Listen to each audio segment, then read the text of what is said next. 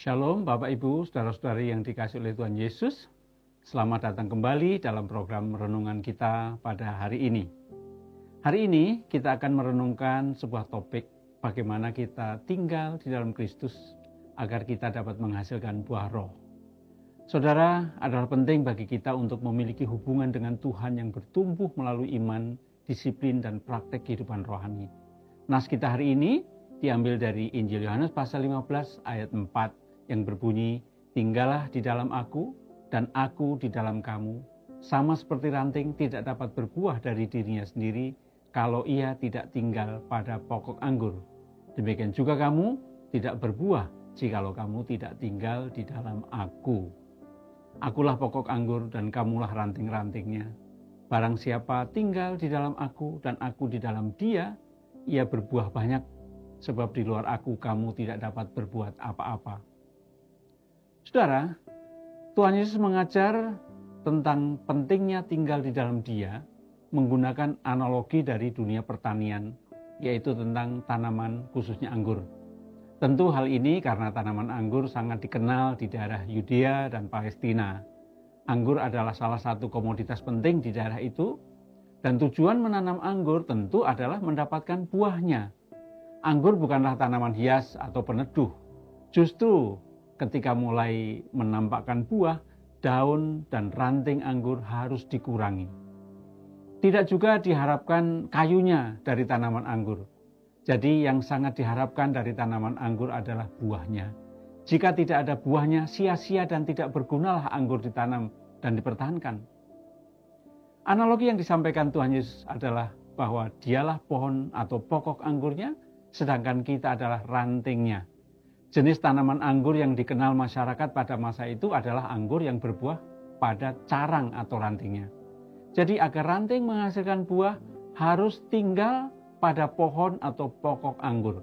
Artinya harus benar-benar melekat sempurna menjadi satu kesatuan dengan pokok anggur dalam semua bagian jaringannya, sehingga memperoleh aliran nutrisi dari pohon atau pokoknya, bukan sekedar menempel. Jika kita selidiki kata berbuah, maknanya adalah pekerjaan, tindakan, perbuatan yang dapat dipersembahkan kepada Tuhan dalam hubungan dengan kehidupan yang kekal. Agar pekerjaan, tindakan, perbuatan kita dapat dipersembahkan kepada Tuhan sebagai hubungan dengan kehidupan yang kekal, kita harus melekat pada Kristus. Jika kita benar-benar melekat pada Tuhan Yesus, sama seperti ranting atau carang pohon anggur melekat pada batang atau pokok pohon anggur dengan seluruh jaringannya, itulah artinya kita tinggal di dalam Kristus dan Kristus tinggal di dalam kita. Jika tidak, niscaya kita tidak dapat menghasilkan pekerjaan, tidak dapat menghasilkan tindakan atau perbuatan yang dapat dipersembahkan kepada Tuhan dalam hubungan dengan kehidupan yang kekal. Saudara, ayat 2 dari Yohanes 15 ini, Tuhan Yesus bersabda, "Setiap ranting padaku yang tidak berbuah dipotongnya, dan setiap ranting yang berbuah dibersihkannya, supaya ia lebih banyak berbuah." Bagaimana kita dibersihkan dan menjadi bersih?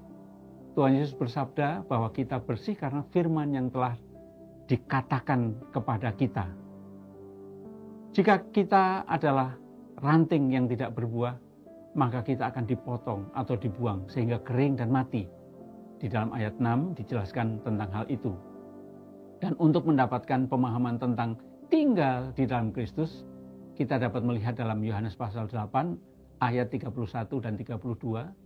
"Jikalau kamu tetap dalam firman-Ku, kamu benar-benar adalah murid-Ku, dan kamu akan mengetahui kebenaran, dan kebenaran itu akan memerdekakan kamu." Jadi saudara, tinggal di dalam Kristus berarti mendengarkan, menyambut, dan menaati firman dengan kesukaan yang besar.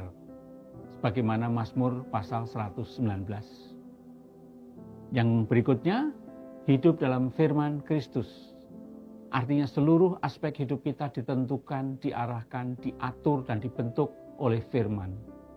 Kemauan, emosi, dan keinginan kita harus tunduk di bawah Kristus. Dan tinggal di dalam Kristus berarti kita merasakan pencerahan dan kuasa firman. Tinggal di dalam firman berarti kita dibukakan dan diberikan pencerahan tentang kebenaran Allah, diselamatkan dari kesesatan, dari kebodohan, dan penipuan diri. Kebenaran sejati itu akan membawa kita semakin mengenal Allah, mengenal diri kita, dan akan membuat kita lebih berhikmat, memperbaiki kelakuan, dan membentuk karakter kita untuk semakin serupa dengan Kristus. Tinggal di dalam firman berarti mengasihi Kristus sang firman itu. Kita belajar firman, hidup dalam firman, dan kebenarannya, maka kita akan bertemu dengan pribadi sang firman, dan hal itu membuat kita semakin mengasihi dia. Sebagaimana dikatakan dalam Yohanes pasal 14 ayat 21. Dan tinggal di dalam firman berarti bertekun sampai akhir. Di dalam firman berarti kita harus senantiasa mendengar firman, dibarui untuk semakin serupa dengan Kristus dan mengasihinya sampai akhir hidup kita. Amin. Tuhan Yesus memberkati. Shalom.